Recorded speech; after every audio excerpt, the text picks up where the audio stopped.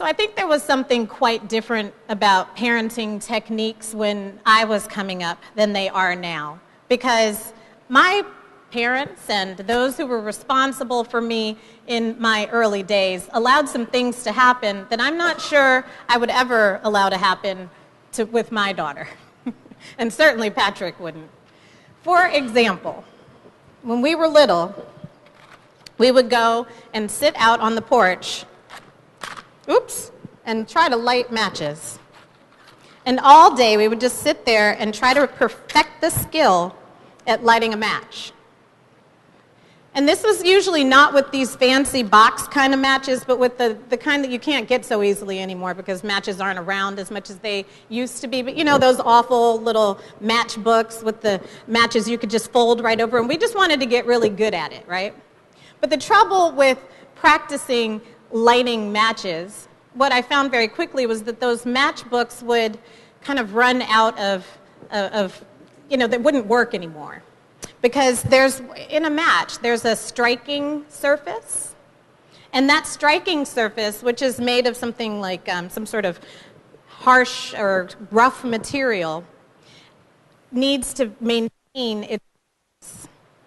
And what I often found was that matches could be quite soft and fickle. And soon, that striking surface would wear out. It would be worn out. And let's think about that for a minute.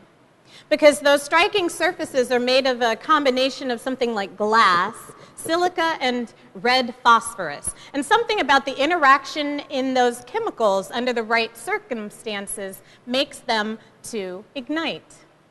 But as we all know, that ignition is not always reliable. And sometimes the surface can become overused, exhausted, if you will, smooth and worn down, and it cannot catch. Now, I feel like that surface sometimes, and all kinds of things will come brushing against me, asking for light. Can you relate? So many things want to have our attention and want to stimulate our action and want to draw on our light. And what can we do? Follow all of that? Of course not. And that wears down the surface of our focus so that when God calls on us to ignite, we aren't ready. We're too busy doing all manner of other things, letting everything else draw on our light so much that there's nothing left for God. Now, what makes you ignite? What can trigger a response within you that draws on every bit of your attention and your concern? And as you turn to this thing that is igniting you, do you catch yourself turning to God? Or do you just assume that God is endorsing your energy depletion? I know sometimes I think that way. Or do you hope for the best? Or do you, like countless other Jesus followers, forget to even think about God as you place your energy places and leave God out of the equation as you decide how to deal? The truth of the matter is that the light can be fickle, and it's not something that we can take for granted. And just as sure as the sun will shine, there will be things that will block our ability to see that sun. Whether it's the rhythm of our day or a nor'easter blowing through and making everything way too cold and hindering our ability to see any light. But, good folks, if we cannot see the light, we cannot be the light. And tapping into God's goodness and sharing the gratitude for it is part and parcel of what it means to follow Jesus. If we have nothing good to say, then we're not seeing God. And if we have nothing good to share, then we're not reflecting Jesus. Furthermore, other things might ignite us and light us up and collect our attention. But do they have anything to do with what God is calling us to reflect? I think that's the kind of question that we have to continue to reflect on all of the time. We may have it figured out one day, and then we forget, we stumble. That's why we come back to church, so I can remind you. So we'll see you next week. But we need the light. But the light isn't always easy to see. It shines surely, and it never leaves us. But not every day is full of sunshine, and things can keep us from seeing the light that we so desperately need. And that, I know, could sound a little overwhelming, as life can be. But God has the light. So if you can, persist. There will be forces that will try to wear down the surface of your light. There will be voices that will tell you that you don't have it and that you can't be it, that you're wearing the wrong clothes or you have the wrong job or you love the wrong people and you reflect the wrong light. There will be those forces, and they themselves are wrong and must be resisted. They will try to be a bushel to your light.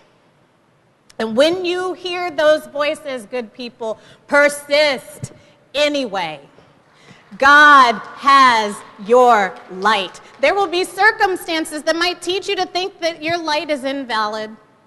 Like if you had a bigger paycheck or a bigger bank account or a more influential job or a more celebrated retirement or any of those things, maybe like a slimmer waistline or a nicer home.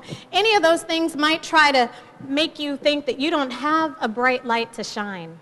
And those circumstances will try to bushel your light. And when you encounter those circumstances, persist anyway. God is holding your light. And there will be times when you feel like you don't have it.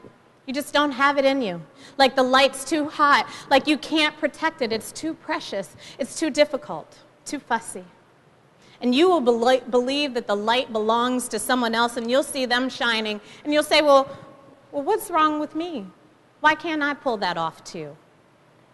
And those are times when the bushel will be too heavy and too strong, and it will hold back your light. It will happen, right? But that's when you need to lift it up and trust in God to help you. God is holding your light. And God holds a light that is so bright that only you can shine. So remember all of this and persist anyway. You are God's light. But you're not the light alone. Because the truth is that we are all light. Now, I want to come out here to tell you a little story in which I am not a hero. I try to keep things that way. But there was a time when I was in my earliest days of ministry, and what you may not realize about ministers is that we get all kinds of training that you don't realize that you get. For example, learn how to tend candles. Candles are a big deal in church. And it's one of the early things that you learn how to handle, sometimes by trial and error. So let me tell you about a time when I messed up. So I was a seminarian in my second year, and I was at my internship church. And I was fortunate because I had just won this little preaching competition in my preaching class, and the teacher was the Reverend Dr. Jim Forbes, who was the minister at the Riverside Church. And the prize for this preaching contest was that he would come and preach at the church that you serve. So this was very exciting to me because I felt like I was offering this gift to this wonderful little wonderful large congregation in Ridgefield, Connecticut. And there was this gorgeous, gorgeous church, sort of like a 19th century English revival church with red doors and dark wood like here, but quite different kind of space. And so Dr. Forbes was going to come and preach, and I wanted to make it really special. So it was an evening during the week, and I thought, well, let me do something with candles. So I set candles out, I obsessed over it. It took way longer than I thought it would. And one of the things I did was I got this large Pyrex bowl and filled it with sand. I was going to make something really exciting on the altar, like a beautiful candle display. So I put it right in the center of the altar, filled the thing with sand, and then I put candles in the sand and lit them, and then I walked away. Well, here's the thing about when you put one candle next to another, is that the heat gets quite hot, right? And so they all blended together in their heat, and all this wax dripped down, and it turned into this gigantic fireball on the altar. And the congregation, these are New England Congregationalists, so they're very, buttoned up and put together, and they don't say much. They just and shift in their seats as they watch the fireball get bigger and bigger. And I'm standing in the back, and I'm thinking, well, But this church had a history, you see. It had burned down twice before. So this was, it triggered something in these poor New England Congregational hearts, but they're sitting there quietly looking and sweating a little bit, wondering what's going to happen. So it was time finally to begin the service, and we're doing the formal processional in, and I had this bag of leftover sand. And so we walk in very somberly, and I try to walk as fast as I can with my bag of sand, and I walk up to the altar, and I pour the sand very dramatically over the fireball, hoping that something will happen, because I had no idea where the fire extinguishers were. That's the kind of thing you learn from. Anyway, and out the flame went, thank God. Thank God. But what the lesson was that I learned from this story was that when you put candles next to each other, a huge flame can ignite. And that's the thing. Your candle, folks, may go out. That's okay. Because if you find ways to be intentional about building community, you'll have somebody else's light right next to you. And when you come together and you become that big, huge fireball, then you are igniting for God. And you are catching fire for God. And nothing can stop that. So church, shine. Shine. Shine the light of God. You have it. And with the people around you, go ahead and look at them. Those are the light too. These people will help you to shine so brightly. There have been times when I felt like my light was out, where someone had poured some sand on my head and I just didn't think I could do it. In fact, just the other day, I was in bed. When was this? Thursday that we had that awful snowstorm? Yes, I don't like snow. Anyway, so I'm in bed and I'm thinking, okay, I'm going to take a snow day. But then my colleague, Brian Tate, who organized this hip and cool event that I went to on Thursday that some of you found us from, my colleague said, so the TV interview is on. And I thought, uh-oh, I guess I'm going to have to go. So, of course, we've got a subway system, and it worked out just fine. But I'm headed there, and I'm covered in snow. And I for some reason, didn't realize that we were going to be on television. I thought it was a radio show, so I didn't dress for TV. But anyway, I said, you know what? God has told me to shine today. And I'm going to go ahead and do this because I have to get out there and talk to people who believe that religion is something other than what we follow. People, everywhere I go, people are shocked to learn about liberation and that the gospel of Jesus Christ is actually wonderful and loving and kind. It's not this thing that would oppress you and harm you. It's not this thing that would tell you you can't shine. In fact, the gospel is one that empowers you to have the fire within you to shine with all the other people who are going to burn down the walls of injustice. Amen? Amen. So shine, church, shine. You have the light. Oh, give thanks to the Lord, for the Lord is good. And I echo the words of the prophet Mary. Magnify the Lord with your light. Shine a light that can never, ever be put out.